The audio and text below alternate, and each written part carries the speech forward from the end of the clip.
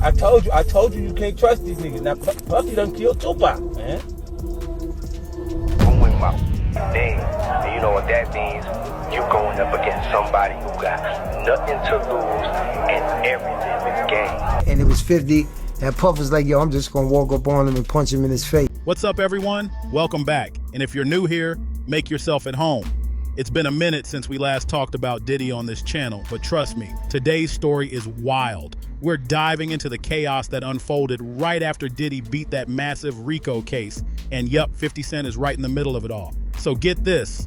Just hours after the not guilty verdict dropped, someone slid into 50 Cent's messages with a shady warning. Tell Curtis I ain't done yet.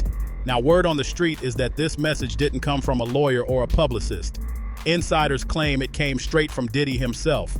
And no, it wasn't sent from his verified account. It came from a sneaky little burner. If you've been following this drama, you already know 50 has been clowning Diddy for years. He's constantly trolling him online. Remember that petty post with the bike and the caption, "There ain't no seat on that bike"? Savage. But 50 didn't stop at memes. He's thrown shade in interviews too, calling Diddy fluffy and stirring the pot every chance he gets. Away from that, I explained why I didn't hang out with him. Right? Because it's a little fluffy stuff going on. It's not your scene. It's not my stuff. But this right here feels different. Diddy's little warning didn't come out of nowhere. It's all about the documentary 50 Cent has been working on. Yup, 50 is producing a full-blown expose on Diddy, and he's not holding anything back. Even though Diddy dodged the biggest charge in court, 50 made it clear the doc is still coming, and it's about to get even messier than the trial itself. Now the big question is, what kind of dirt is 50 sitting on? And is that what triggered Diddy to send that burner account threat? Because if you watch that trial closely, you already saw plenty of shady moves, like how the feds pulled a last-minute switch and replaced the original prosecutor with Maureen Comey. Yeah, the same Maureen Comey who allegedly helped sweep the Epstein mess under the rug. Coincidence? Doesn't look like it. Then there's Christina Carrorum, Diddy's right-hand woman. Multiple witnesses named her as a co-conspirator in court, but guess what? The feds ignored it. And now, no one even knows where Christina is. She's vanished into thin air. So when Diddy says, "I ain't done yet," it sounds like this battle is just getting started. But wait, it gets even darker. There's a whole pile of disturbing stuff that mainstream media completely buried. And now 50 says he's ready to bring it all to light. He's not just exposing the tip of the iceberg, he's diving deep with receipts that could shake everything up. And let's be real, with Diddy now walking free, you know he's gonna do whatever it takes to keep it that way. That cryptic message to 50, it wasn't just some random jab, it was a warning, a clear sign that Diddy might go all in to protect his empire, no matter the cost. That means 50's business deals, partnerships, and even his personal safety could be at risk. Because here's the chilling part. There was already testimony claiming Diddy had plans to take 50 out. Started off this morning with Capricorn Clark. She's a former Diddy assistant, former marketing manager for Sean John. Oh, she talked about 50 Cent. So I don't know what year this was, but she said that Diddy was doing a press event with 50 Cent at MTV, and they actually shared the same manager at this point, and his name was Chris Lighty. And she said that Chris Lighty and herself and Diddy got into an elevator, and Diddy was having a problem with 50 Cent. And he said something like, you know, I don't like the back and forth. I like. That information came straight from Capricorn Clark, a former assistant who was around Diddy every single day. So this isn't just internet drama, this is real. Let's break down that burner message. The line, "Tell Curtis I ain't done yet," wasn't just some tough talk. It came from an account that had been completely silent for months, dead quiet. Then boom. Just hours after Diddy beat his biggest charge, that account suddenly wakes up and drops that line. The timing, way too suspicious. Sources close to 50 are saying this isn't the first time something shady like this has happened. Back in May, 50 got wind that Diddy might be plotting something serious, and this time, the warning came straight from a courtroom witness. Capricorn Clark testified that she once accompanied Diddy to MTV for a press run and overheard him telling a bodyguard he doesn't like nonsense in people, but does like guns. Wild, right? According to her, Diddy was talking about 50 at that very moment. He even mentioned to music executive Chris Lighty that he had a piece on him that day. Let that sink in. Diddy was allegedly carrying a weapon while beefing with 50 Cent out in public and didn't care who overheard him. Now, of course, 50, being the king of petty, flipped the whole thing into a joke. He posted an AI-generated photo of himself looking terrified with the caption, "Oh my goodness, itty bitty Diddy wants me dead. I have to lay low. I think I'm gonna hide out at the playoff game tonight. LOL." But that was back when most people thought Diddy was going down, facing life behind bars. Fast forward to now. Diddy beat 3 out of 5 charges, including that massive RICO conspiracy. He walked away with what looked like a clean slate. So if Diddy's not behind bars anymore, what happens next? According to NBC News, Diddy was found guilty on 2 serious counts, transporting Cassie and another woman known only as Jane across state lines for prostitution. Yeah, that's not just a slap on the wrist, that's federal time. Now everyone's asking, what does this mean for Diddy's future? Can he really walk free? And is that why he's acting bold enough to send threats to 50 Cent, even while in custody?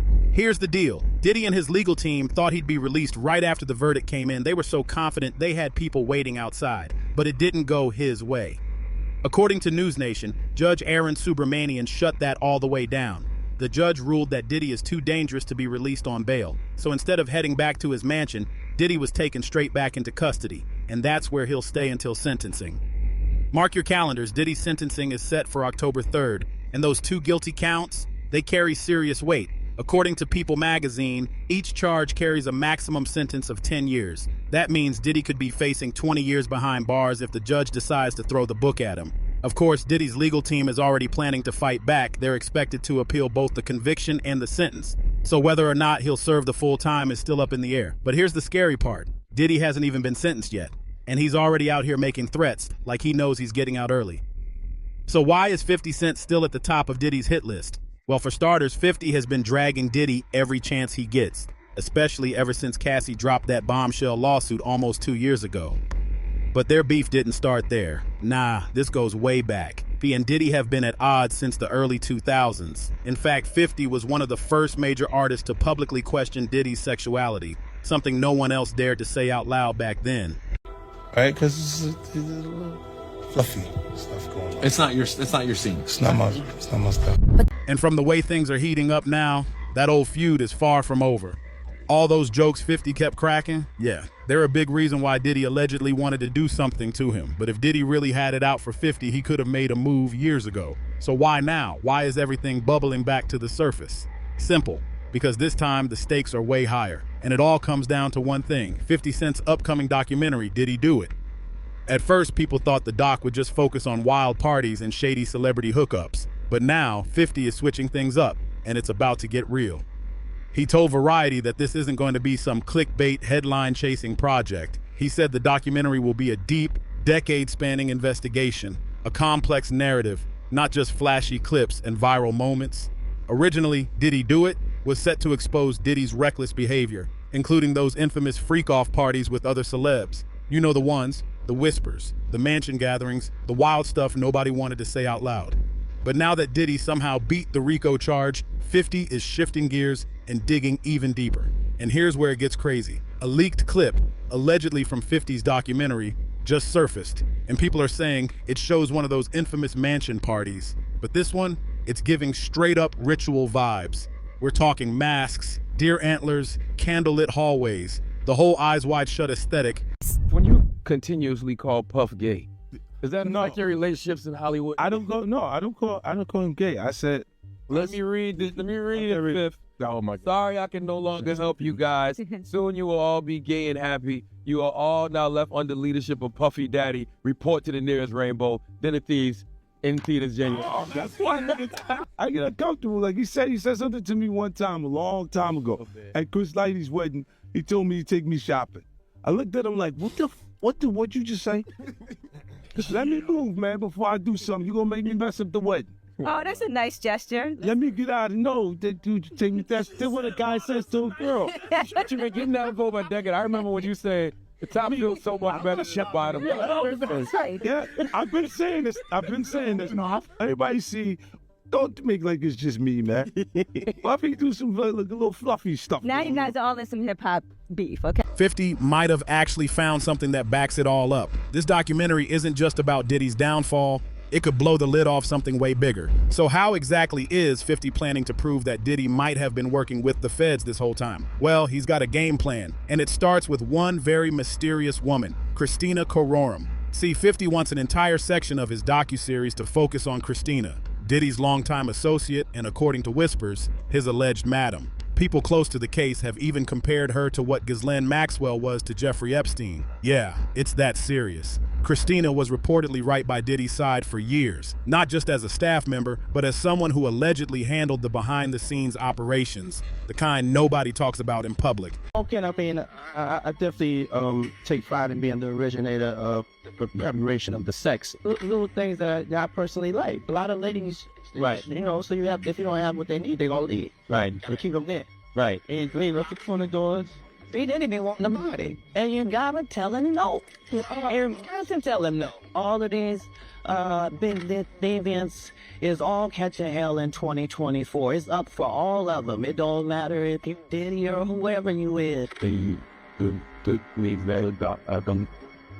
Christina Carrorum was the one handling everything behind the scenes, but when it came time for trial, she practically vanished from the spotlight.